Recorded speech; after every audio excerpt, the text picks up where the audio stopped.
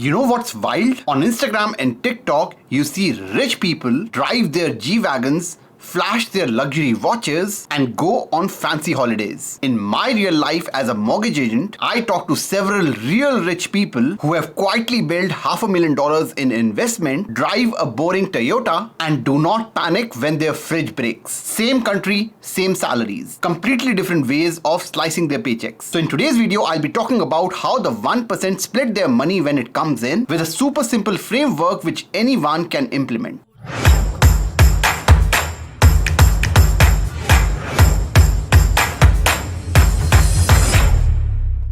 My mission is simple. I want to retire 1 million immigrants with $5 million. Whether it's stock investing, real estate, tax strategies, and smart money moves, every video on this channel is designed to build you wealth step by step. If you want to be part of that 1 million, all you need to do is hit the subscribe button and let's grow together. Now, before I talk about the framework, I want to talk about why normal people stay stuck. Because this is how most people operate their life, and I'm no different. When I started, earning I think for almost 5 to 6 years, I was the same. I get paid, I pay my bills, and then save the rest. Or worse, where I used to spend way more than what I was making. And then I used to wonder where it all went. If that's you, you are not broken. You're just playing a game that was designed to keep you tired and dependent. The system literally wants you like this. Just enough income to feel middle class. Just enough monthly payments to feel stuck. Just enough lifestyle to be scared of changing anything. It's not that you're not working hard. It's that the system does not allow us to own anything. Here's what the top 1% do differently. They own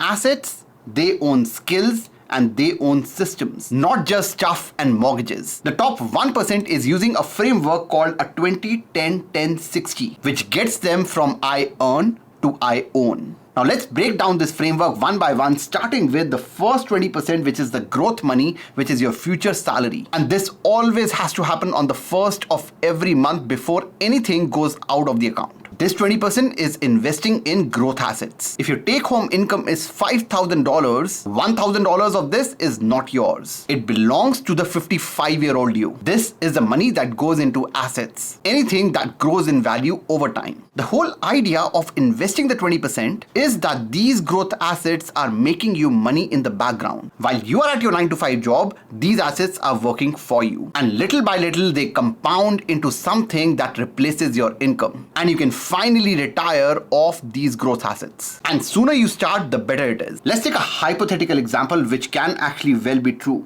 Let's take an example of Tom and Harry. Tom is 25 years old, Harry is 35 years old. Tom started investing at $200 per month. Every single month he was investing in a growth, index stock. I'll talk about that in a bit as well. And Harry invests $3,300 a month because he started way late in life. He started 10 years late in life, and therefore he wants to compensate for that and therefore invest $100 a month more. Now this is hypothetical. You can just change the numbers. It will not change the outcome. Both of them invest until they are 65. So Tom has 40 years to compound his money, whereas Harry has 30 years to compound his money because he's 35 and he has until 65 to invest. The total amount of money that Tom invests is $96,000. So if he invests $200 per month and never increases anything, just $200 per month every single month, on the first of every single month, he'll be investing $96,000. Harry would have invested $108,000. At the end of 30 years, Harry would have at 65, $618,000, which is quite impressive. On the other hand, Tom would have over $1 million. How crazy is that? Tom invested $12,000 less and ended up with almost $400,000 more, all because he started earlier. That's the power of compounding. But how do you start investing in assets? Which brings me to selecting your growth assets, and it depends on your risk profile. There are 4 assets that I'll be talking about here that you can invest. You can choose a combination of those, or you can choose only one and do, or you can do all of them if you're making good money, but it all comes with high risk and high reward. The first one being index funds. This is where most people should start. You are not picking winners. You are just buying the whole market. Just like the S&P 500, where you are investing in the top 500 companies in the US. Very broad, but very, very effective. It's returned almost 10% over the last 100 years. You don't need any charts, any market knowledge, or you don't need to time the market. You simply invest a small amount on the first of every month up to 20% of your net income. No rocket science, no drama. Simple and boring. For me personally, 50% of my investing on a monthly level is coming through S&P 500 and the ticker that I use is VFV. The second on this list, a little bit higher on the risk profile, is real estate. This could be cash flowing rental properties if you have the money for the down payment, or it could also be REITs if you don't have upfront capital. REITs are real estate funds which are listed on the stock market and they help you invest in real estate just like you would do in a particular stock or an ETF. And it's not just residential real estate that you get exposure to. It's also commercial real estates like shopping plazas and large commercial complexes. One of the more popular Canadian example of this will be Smart Center REITs. The ticker is SRU.UN. They are mostly invested in Walmart anchored plazas. Not only have this REIT increased in value over the last many years, it is also paying a dividend of 7% every single year. The third asset that you can invest in is individual stocks. I know it's very tempting to find the next Nvidia or the next Tesla, but unless you have done your homework and actually know what you're doing, this can be very risky. These individual companies who are looking very shiny today can be down to zero in the next 10 years. I'm in no way a stock picker, and therefore I invest only 10% of my portfolio in individual stocks. And these are bigger companies that I consume and believe in.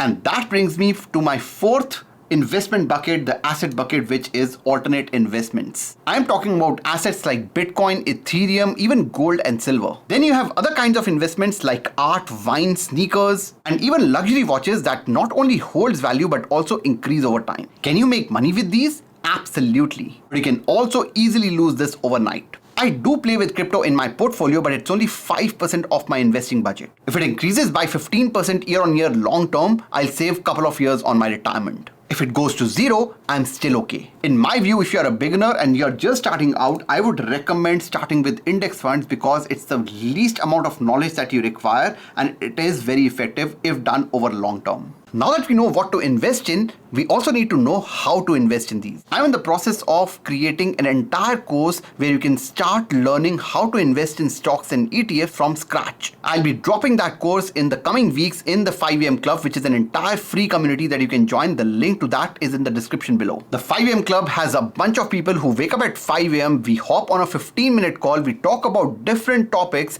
And for that 1 hour after we wake up at 5 AM, we work on building skills for our future. It could be using the hour to get that certification, to get that new promotion. It could be learning how to invest, or it could be working on your side hustle. It's a group of action takers and I have some amazing things planned for next year for the 5 AM Club. Again, it's a free access. The link to that is in the description. Coming back to the video, one other thing that you need to note when you are talking about the stock market is that we need to learn about tax advantaged accounts in Canada. The first one that we need to all learn about is TFSA, which is tax-free savings account. TFSA is Canada's most powerful wealth building tool. Money that you invest inside of your TFSA grows tax-free. The dividends that you get are tax-free. The capital gains are tax-free. Your withdrawals are tax-free. If your TFSA hits $300,000, $500,000 or even $1 million, everything in that account, including your growth and the principal, you can withdraw tax-free. The second tax advantage accounts that all of us should know is RRSP, which is Registered Retirement Savings Plan. RRSPs is one of those few places that you can actually use the system to work with you. And that's especially true if your employer is matching your RRSP contribution. Let's say if your employer matches your 4% of your salary contribution. So let's say you invest 4% in your RRSP and they are matching up to 4%.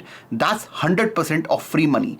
Every dollar that you put in, the employer puts in $1 and you doubled your money on the same day of investing. On top of that, whatever you invest in RRSP is tax deductible. That means that your RRSP contribution lowers your taxable income and you will get a tax refund every year because of it. Now, I do have two videos on this channel. One is on TFSA, the other one is on RRSP because RRSP is not all rosy. Even though TFSA, I don't see any downside of that, but RRSP has some pitfalls and we need to know about that. All those details are there in these two videos. I would encourage you to watch these videos next. Now that we have understood the first 20%, which is the growth money, we talk about the next 10%, which is skill money, and this is your income booster.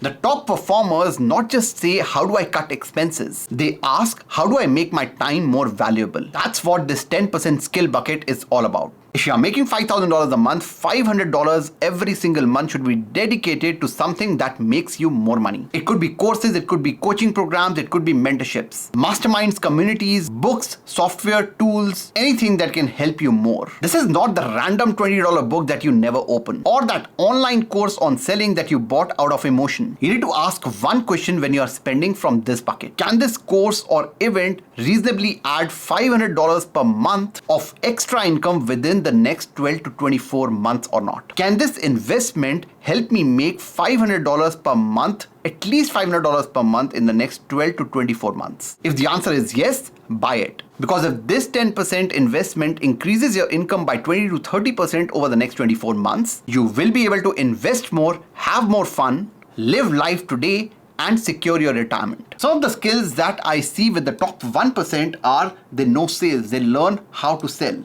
They negotiate well. There are so many courses. One of the most famous one is by the Gap Partnership, where I learned negotiation from. So negotiation, that's a course that I would highly recommend. There's content and storytelling that you can learn. There's AI coding, analytics that you can learn. If you're already someone in tech, you can just further that by using AI tools which are available to improve your efficiency while you are coding or doing analytics. There's copywriting, there's video editing, and there's online businesses that you can build. Anything you can actually use to bring in income.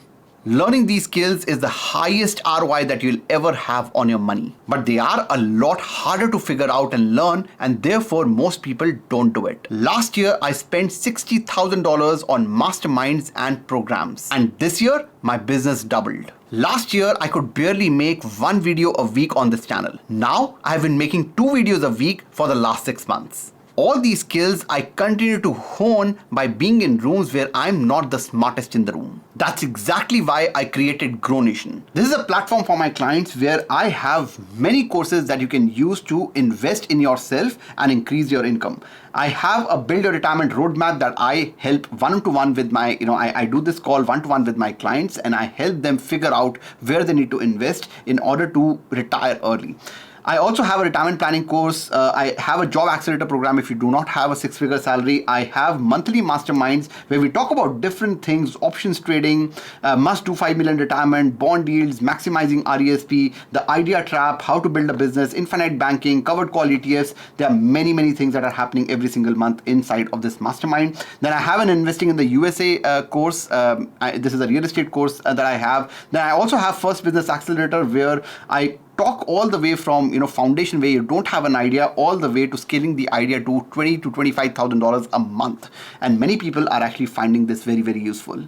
And then from next year, I'll be doing in-person workshops for my clients in order to build their businesses or work on their ideas from zero to $10,000 a month. So that clients who are tired of the 9 to 5 can actually replace their 9 to 5 with their side hustle and build a scalable business. This is an invite-only community for my mortgage clients. So if you are looking to buy a home and you are looking for something more than a rate, because rate is something which everyone has, it's a commodity. If you are looking for something more, book a call from the description below and let's grow together. Now that's 30% that you're investing for your future and in your skill. Then comes the 60%, which is the real life stuff, which is roti, kapda, makan, as we say in India. It's food, clothes, and shelter. And here's where most people bleed out. For the 1%, lifestyle expands much slower than the income. For everyone else, that's majority of the people, when income increases, their lifestyle increases. This 60% budget is everything that costs to run a life. Your mortgage, property tax, utilities, groceries, car insurance, gas, phone, internet, daycare, and debt payments. This is not I deserve it spending. This is everything that you must spend to have a decent life. Not an extravagant one, just bare minimum. Now here's the part where people get uncomfortable. Now Jyoth, but my needs are already 80%. How can I magically make it 60%? That's your signal. You don't have a budgeting problem, you have a math problem. So you have 2 levers that you can move. If your needs are over 60%, the first one is you need to shrink the leaks inside of that 80% or 60% or 70%, whatever that needs bucket is. You need to shrink the leaks in it. You need to pull last 3 months of statement, your debit card, your bank account, your credit card, everywhere you spend your money. You need to pull the last 3 months of statements. You need to highlight actual needs versus I'm used to this. There are certain subscriptions that we don't use or we don't need, and we just once in a while, have to use that. all those things that we feel that we need to run our life. When you do that budgeting, you'll realize it's not really required. You need to kill subscriptions you forgot about, negotiate everything which is internet, phone, insurance, so that you can just squeeze in a little bit of budget out of this needs budget and put into investing. And then you need to consider one big move, which is a smaller place. Either you downsize into a smaller house, a simpler car. Maybe your car is taking a lot of your budget, or you house hack a room, a basement, so that a little bit more income comes in. I'm not saying this is for everyone. Some lifestyles, some people can't do this, and that's okay. But I'm just giving you ideas. Depending on who you are, you can just pick what you want to do. Or if this is not possible, the only other lever that you can pull is grow the top line, grow the amount of money that's coming into your home. This is where the skills bucket of the 10% is important and the side hustle shows up. If you are making $5,000 and your 60% bucket is not $3,000 but $3,800, you either cut your expenses where you can, or you go to war for that $800 of additional money every single month. You ask for a raise, you change your job, pick overtime or a second shift, or pick a skill and start a side hustle. Editing, tutoring, Uber, content, freelance, whatever fits your skill. And you do not have to do this forever. You do it only until the math lines up. You see, the 1% aren't lucky. They just lock lifestyle at a certain level and keep increasing income. And that brings me to my last bucket, which is the last 10%, the guilt-free money. And that's your happiness fund. That is my favorite bucket. Believe it or not, but I am a spender in the family. And this framework actually helps me be in my limits. And let me tell you one thing, if you ignore this budget, you will sabotage everything. This 10% is the part of you that wants to feel alive now, not at 65. Trips, restaurants, gadgets, random Amazon stuff that makes you smile. Or it could be gifts for people you love. No guilt, no Excel justification. You are supposed to enjoy this 10%. And if you do not have this 10% bucket, this is what happens. You go into hardcore frugal mode, you save everything, every single penny. You last only 3 months because you burn out. Then you explode and spend way more than 10% in one weekend and go into debt. You feel like a failure and you stop the system. 10% of take-home income in a separate fun account. When it's empty, you stop spending. No topping it up with investments, skills, or essentials. Always remember that you are not building wealth to be a miserable rich zombie. You are building wealth so that you can design your own days. This 10%, make sure that that plan stays alive. Now, some of you might be thinking, what if these numbers are not making sense right now? What if my numbers are a mess? Maybe it's 0% investing, 0% skills, 90% goes into needs, and the 10% remaining is chaos. If that sounds relatable, these are the next steps that you have. The first thing to do is start with a tiny version of the rule. Maybe start with 5% investing, 5% skills, 10% fun, and 80% needs. And prove to yourself that you can run this for 3 months. The second part of the plan is cutting expenses. Like we said, you need to audit your last 3 months of statements to see where the money is going. Even $100 per month saving on subscriptions you don't need is a great start. And you start to put all these savings on a monthly level into your investing budget. And finally, every raise, every side bump, every bonus, you use these to upgrade the percentages in favor of future you, not lifestyle. By doing this, you move slowly towards the 20-10-10-60 framework. And doing this requires a different kind of mindset. You cannot manage money like the 1% by manifesting and thinking that everything will take care of itself. You manage money like the 1% by deciding in advance where every dollar that comes in goes. Now, I would encourage you to watch my video on why TFSA is the single largest investment tool, which is the most amazing, most powerful investment tool in Canada, by clicking on this link here. That's all I have for today. मिलते हैं अगली video में, तब तक के लिए bye bye.